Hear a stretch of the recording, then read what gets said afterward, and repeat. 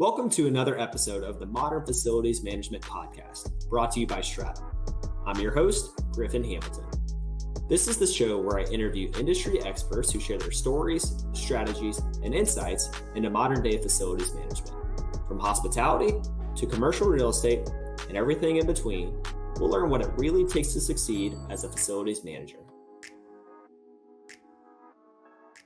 Welcome to another episode of the Modern Facilities Management Podcast. Today's guest is Matt Erwin. Matt, how you doing?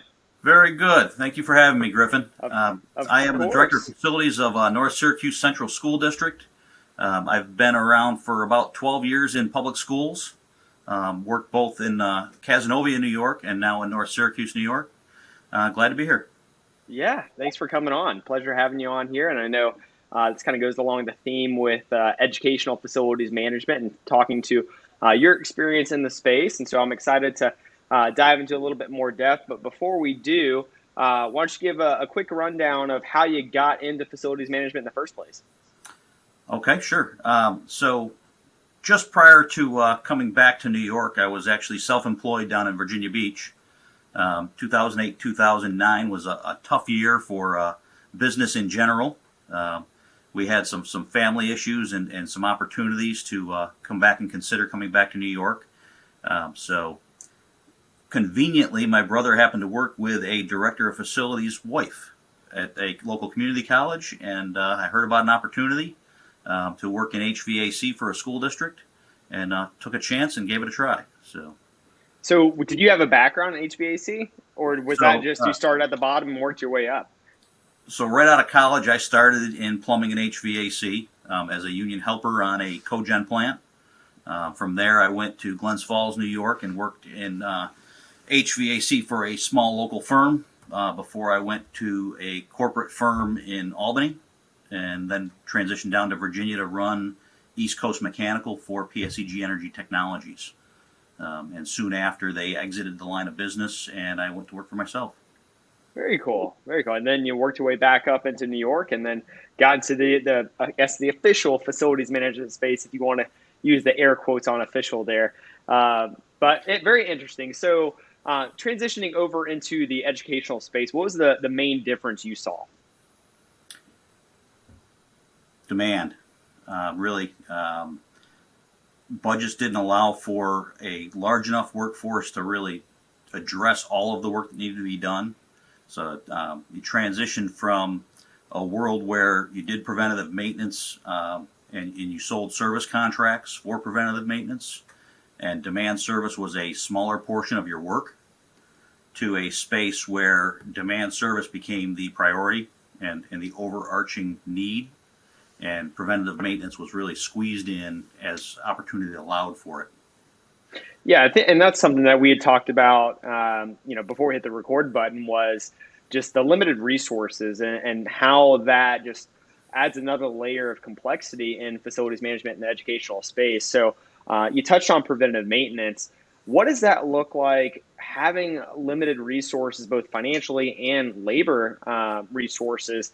How do you go about going from fighting fires to having a more established strategic preventative maintenance program in place? In the worst case scenarios, preventative maintenance is a philosophy and not an actionable task.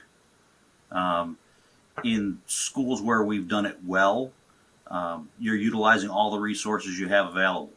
So your custodial staff is touching and feeling the equipment and reporting back what feels out of the ordinary. They may not know exactly what they're looking at, but they know what it sounds like day to day, and all of a sudden it sounds different.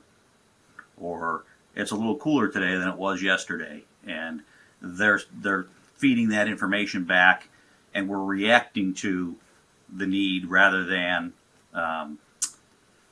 actually proactively performing preventative maintenance, but we're not waiting for failure at that point. So we're getting a step up on it. And that's really the stopgap that we really utilize very well in schools, because we have large custodial staffs. We have presence in the buildings 24/7 sometimes, at the very least 16 hours a day. So we're able to get ahead of things in that respect. But I really don't consider that preventative maintenance. It's still reactive to an extent. Yeah, but it's at least getting, as you just mentioned, you're one step ahead as you would be otherwise. And so, that's going back to the theme there of getting creative, where you do have resources, maybe not, as you mentioned, more technical resources in that sense, but kind of getting them involved beyond just their day-to-day custodial responsibilities there. And as someone that would maybe listening that doesn't have that in place, what are some good steps to take to standardize what that looks like to get your custodial team involved? Um, it's getting your head custodian who may have the training to share that with his team. It's using your maintenance mechanics, if you're fortunate enough to have them on staff, to spend some time during the summer training your teams to understand what maintenance looks like. So most schools, the custodians are changing the filters. The custodians are doing the daily management of the boiler systems. They're running the logs. They're tracking everything. They're doing your blowdowns on your steam systems. They're touching and feeling the equipment on a regular basis, but it's usually one or two staff members that are doing that work in the building. It's cross-training the rest of the team to understand what they're dealing with. It's that whole workforce mentality, using everyone at your disposal, not just a couple of experts. Yeah, and that's a really good point there. Of we do find that you have that custodial team, and then you have a more hands-on technical team. But at the end of the day, they do roll up under the head of facilities in that facilities department. So, in your experience, tell me where that line is, or how you separate between the two, and where, from what I'm hearing you, the crossover needs to occur to have that efficient organization running as smoothly and as efficiently as possible. It varies so widely, it's hard to draw a line. The smaller the school, the fuzzier it's going to get. Your head custodian might be your maintenance mechanic in a small district. In a large district like mine today, I'm fortunate enough to have individual trade professionals that I tap both on day and night shift. So I've got that expertise that I can send out, and we're in the process of building our custodial teams. Our head custodians are very knowledgeable. They've got a lot of depth. They do a lot of hands-on preventative maintenance work, changing belts and filters and greasing motors, and they have their hands on equipment regularly. But the minute they're not present, that challenge becomes, who's there to backfill for them? Do they have the knowledge necessary to step up and make the right decisions, or do they need the support? And that cross-training is really where we're at today in building our teams. And everybody's in a different place, and depending on your size, has their own unique challenges. Yeah, and you're bringing up an excellent point there. And what I see talking with individuals that run the smaller schools, as you alluded to, and then going up to the several hundred school districts, you do have more resources as you develop and mature. But at the end of the day, you have to get creative. And so whenever you're building out specifically that custodial team, because that's something we haven't really touched on in the show too much, is that reliance. What are things that you look for in leadership on the custodial side in particular to help from that standpoint?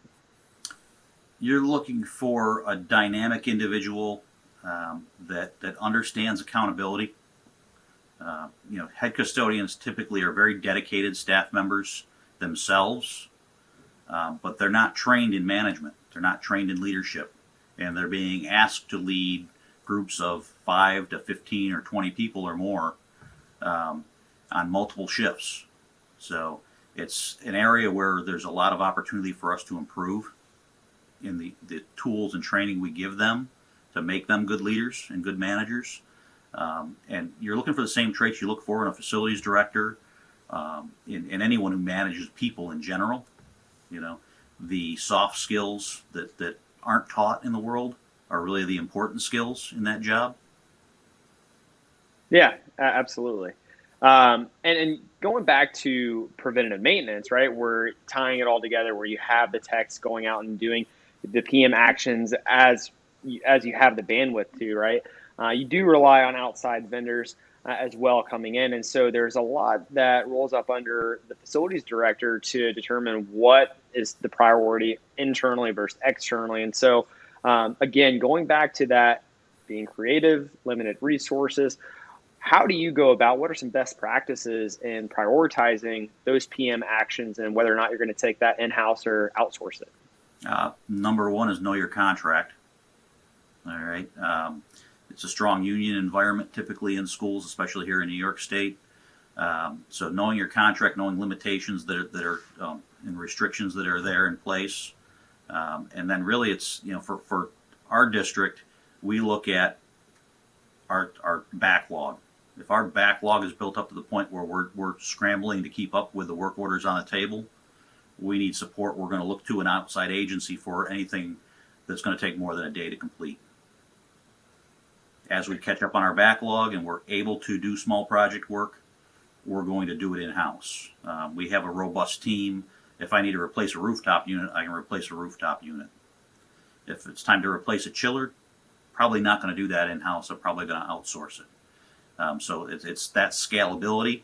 If I was at Casanova again and I'm a small team of 2 or 3 maintenance technicians, I'm not even replacing a rooftop unit. I'm outsourcing that. So those decision points change from school to school, based on size, based on the capabilities of your team. At Casanova, I was fortunate. I could replace and refurb heat pumps in the classrooms all day long because I had a technician who was capable of doing that work. With only 2 maintenance technicians on my staff, what's the likelihood that if he retired, I'd get another mechanic that could do that work? I'd probably be outsourcing it, at the point where he retired, unless I was able to train someone else. Having more depth here in North Syracuse, I'm pretty confident of the 3 or 4 HVAC guys that I have on staff. I'm always going to have that capability. Mm-hmm. Yeah, and so you mentioned as far as the backlog and kind of going with the data, right? And so that goes into important metrics and KPIs that you're tracking there. And so as you are evaluating and where your resources are going, both budgetary and labor, what KPIs are important to keep track on and keep track of on a regular basis? And that's really, your North Stars, if you will. We look at completion rates. We look at time to complete is a very critical one for us. Being a big organization, there's probably in the neighborhood of 400 to 500 work orders in our system at any given time. So understanding that, you want a small backlog for every staff member, and defining those metrics is really important for every organization. Really difficult to do in a school environment. There's not a one-size-fits-all benchmark to look at. It's really tracking your data and looking at continuous improvement. It's watching those targets and working toward improving your customer service, being there to support teachers and when they're not comfortable in the classroom, making sure that they are comfortable within a few hours, not a few days. Those are really the critical things, to look at a continuous process of improvement, not so much trying to meet the same standards that a private agency might meet. And going to the client expectations and making sure that, in this case, your clients being faculty members around the campuses, how do you interact? How do you track that? How are you getting that type of feedback from faculty members? So the work order system we use is open to the staff. They create their own work orders, and there's a feedback loop built in. So when we initiate work on a request or we enter data on it, certain events trigger a response back to the faculty member to let them know the status has changed. We can send notes back and forth with them to let them know we're working on it. That, hey, we fixed it. Let us know how it's going. If you have a problem in the next few days, reply here, so we'll keep the work order open for a little bit to keep that loop going. So we utilize those type of tools to help us with the communication process. And in emergency situations, we ask that they call or email as well, so that we're not in the work order system every moment of every day. It'll give us a little push to take a look and get something in the works for them if there's an emergency.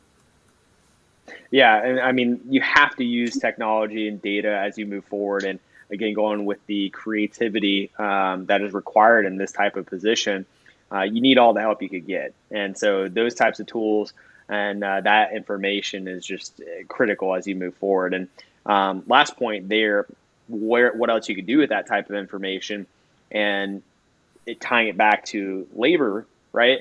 You have to go and make a very strong business case if you do need additional headcount, right?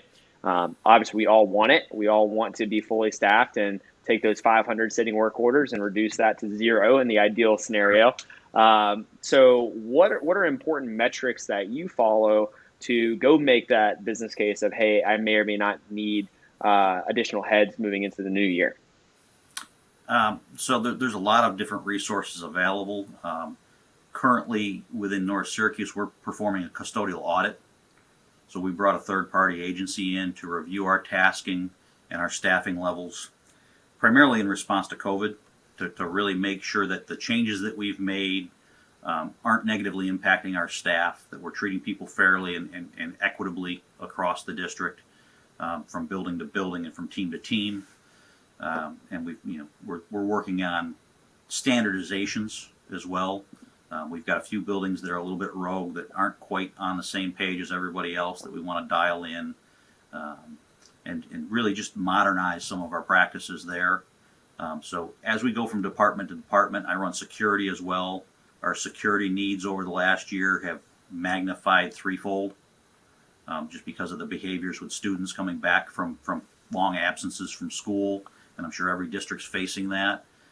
So in some cases, the numbers tell a story, and in some cases, it's the story itself that justifies the need.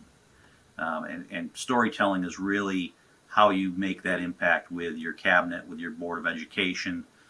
If you don't give them the background and you don't make it relatable, numbers help support that decision, but the story is what sells it. And it's really important to have that piece of it as well. I draw back to our work order system. When I first came here, our backlog was over 900 work orders. We're down in the 400 to 500 range, which seems to be a comfortable spot where everybody has 15 or 20 work orders in their queue, and we're more able to get to those urgent work orders in a timely fashion and not let things slip for weeks at a time. So it's a week to 2 week backlog for each individual person on our team, and it seems to be a good point. But we're always looking at that, and we're always testing the waters to see, can we do a little bit better? Can we get down to 300 and get to more preventative maintenance? So what tweaks can we make to get to that most efficient, well-oiled machine as we move forward? And absolutely love hearing that. But one last question, Matt, before I let you get back to it. Who or what has had the biggest influence on you in your facilities management career? There's a couple of people, I guess. I would have to say the first superintendent I worked for as a director, Matt Riley with Casnovia Schools. He really taught me about the community engagement process, really helped me hone my skills as a manager. And he left me with one real good piece of advice that I use in almost every meeting I participate in now, and especially the ones that I lead, and that's leave people with three things. 3 focal points to every meeting. So I challenge you to come up with your 3 focal points for our conversation today to leave your guests.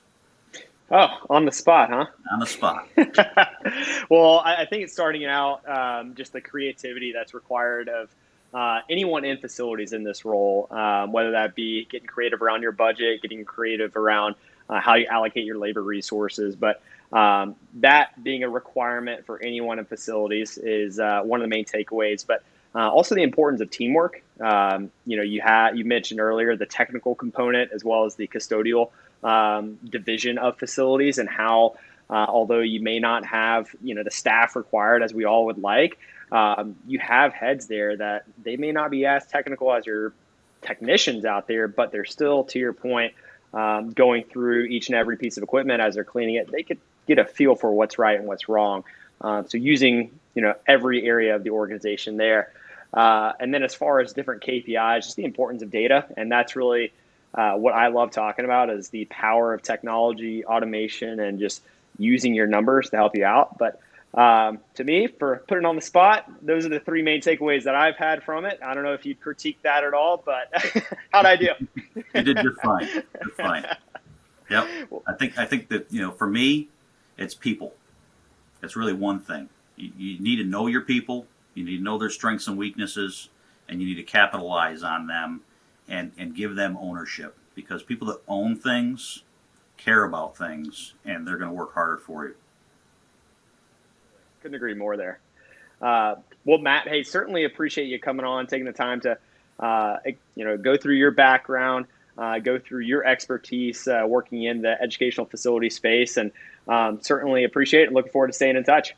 All right. Well, thank you very much, Griffin. Have a great day. You too. Thanks for listening to another episode of the Modern Facilities Management Podcast. Make sure to subscribe for future episodes and visit our website, stratumcommunity.com, for more facilities management content.